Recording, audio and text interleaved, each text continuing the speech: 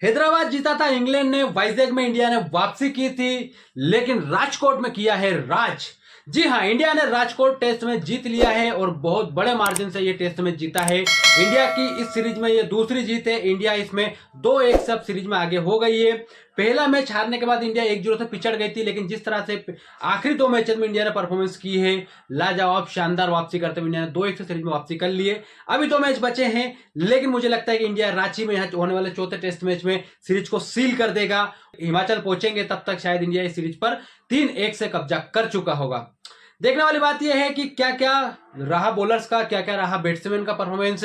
बात करेंगे इंग्लैंड की, बात करेंगे इंडिया की, लेकिन सबसे पहले बात करनी होगी रविचंद्रन अश्विन के उस कमिटमेंट की जो कि अपने मदर की हेल्थ इश्यूज के चलते उन्होंने इस टेस्ट मैच से विड्रॉ किया था। लेकिन जैसे ही उनको लगा कि अभी उनकी मदर की हेल्थ जो स्टेबल है, कोई प्रॉब्लम नहीं है, हैंड टू हैंड उन्होंने जो है बीसीसीआई को इन्फॉर्म किया कि मैं इस टेस्ट मैच में आगे से कंटिन्यू करना चाहता हूं और जितना मैं इसमें कंट्रीब्यूट कर सकूं मेरे लिए बहुत बड़ी चीज होगी। और रविचंद्रन अश्विन आए, चौथे दिन आकर उन्होंने 7-8 ओवर भी डाले और 1 विकेट भी लिया। तो रविचंद्रन अश्विन के इस कमिटमेंट को सैल्यूट करता हूं मैं। साथ ही सैल्यूट करना होगा हमें जायसवाल को। यशस्वी तपस्वी जायसवाल इंडिया का फ्यूचर, प्रेजेंट या यूं कहे कि आने वाला सुपरस्टार है ये लड़का। दोहरे शतक पे दोहरे शतक लगाया जा रहा है। पिछले मैच में दोहरा शतक, पहले मैच में 80 रन की पारी खेली थी, तीसरे मैच में फिर एक बड़ा दोहरा शतक लगा दिया।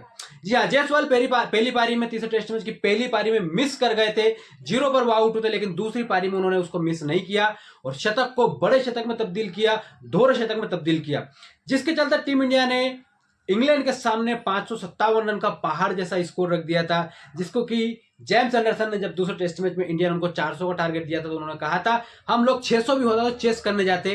तो मेरा कहना है कि एंडरसन अब 557 थे तो चेस करने क्यों नहीं गए। क्यों ऐसा लगा कि इंग्लैंड यहाँ पे डिफेंसिव हो गया है, बेसबॉल कहीं चला गया है। बेसबॉल शायद इंडिया को उन्होंने जो गिफ्ट किया और इंडिया ने दिखाया कि क्या होता है बेसबॉल। इंडिया ने बेसबॉल खेल के दिखाया, लेकिन इंग्लैंड वाले जो है, मुझे नहीं लगता है कि चौथी पारी में जो है बेसबॉल का उन्होंने जो है भी स्टार्ट किया था। जी हाँ, बेसबॉल अप्रोच तो छोड़ दीजिए, इंग्लैंड बहुत डिफेंसिव दिखाई दिया और उसी डिफेंसिव सोच के चलते इंग्लैंड जो है यहाँ पे बड़े मार्जिन से हार गया है और इस हार के चलते इंडिया ने इस सीरीज में जो है 2-1 से बढ़त बना ली है। अब देखना यह होगा कि चौथे टेस्ट मैच में क्या केएल राहुल वापस आएंगे। जब केएल राहुल वापस आएंगे तो बाहर कौन जाएगा। मुझे लगता है रजत पाटीदार यहां बाहर जाने वाले, क्योंकि रोहित शर्मा जो कि पहली पारी में शतक बना के आए थे, पहली पारी में शतक बनाया था रविंद्र जडेजा ने भी, और आखिरी पारी में उन्होंने 5 लेकर जो है प्लेयर ऑफ द मैच का अवार्ड भी जीता। तो जडेजा की शानदार वापसी रही। दूसरा मैच उन्होंने मिस किया था, लेकिन तीसरे मैच में प्लेयर ऑफ द मैच का अवार्ड जीता है। साथ ही जायसवाल का यह दूसरा दोहरा शतक है, 7वें मैच में उनका यह दूसरा दोहरा शतक है। इसका आप अंदाजा लगा सकते हैं कि लड़के के अंदर कितना पोटेंशियल है। जायसवाल के अलावा अगर हम लोग बात करें तो एक और सुपरस्टार की बात करनी होगी, सरफराज खान। सरफराज खान पर हमने एक और वीडियो बनाया था, लिंक के डिस्क्रिप्शन में जाके देख सकते हैं। सरफराज खान जो कि डोमेस्टिक के सुपरस्टार थे, डॉन ब्रैडमैन कहे जाते थे, लेकिन कहीं ना कहीं जो है टीम इंडिया में जगह नहीं बना पा रहे थे, या यूं कहे कि टीम इंडिया में जिस तरह से जो कंपटीशन चल रहा है उसके चलते सरफराज को जगह नहीं मिल रही थी। लेकिन जब मौका मिला तो सरफराज ने दोनों हाथ से मौके को लपक लिया और पहली और दूसरी दोनों पारियों में 50 बनाकर सरफराज ने साबित कर दिया कि बीसीसीआई जो इतने दिन से उसको टाल रही थी, उनका पदार्पण को टाल रही थी, उनको डेब्यू नहीं करने दे रही थी, कितनी बड़ी गलती कर रही थी। तो सरफराज खान बहुत शानदार खेले, दोनों पारियों में 50+ का स्कोर किया है। साथ ही ध्रुव जुरेल, विकेट कीपिंग की अगर बात करें तो ध्रुव जुरेल काफी अच्छे लगे, बहुत शानदार तरीके से वो टर्न और बाउंस को कवर कर रहे थे। जडेजा और अश्विन जैसे बॉलर्स पर वैसे भी इंडिया में कीपिंग करना इजी नहीं होता है, लेकिन जिस तरह से ध्रुव जुरेल ने जो है कीपिंग की है, लाजवाब कीपिंग की है। साथ ही बल्लेबाजी पहली पारी में 46 रन उन्होंने बनाए थे और रविचंद्रन अश्विन के साथ में एक शतक की साझेदारी की थी, जिसके चलते टीम इंडिया 400+ का स्कोर बोर्ड पर टांग पाई थी। और उसी की बदौलत जो है बेन डकेट के 153 रन की पारी को नेग्लेक्ट किया टीम इंडिया ने, और बेन डकेट जो शतक लगाया, 153 रन बनाए, वो भी शायद उनकी टीम को काम नहीं आ पाए, क्योंकि जो रूट को खेलना था भैया बेसबॉल और उनको लगाना था बुमराह को स्कूप। ऐसा बुमराह को सीधा नहीं खेल पा रहे हैं और आप बुमराह को उल्टी चम्मच शॉट लगा रहे हैं, तो फिर आपका हाल तो ये होना ही था।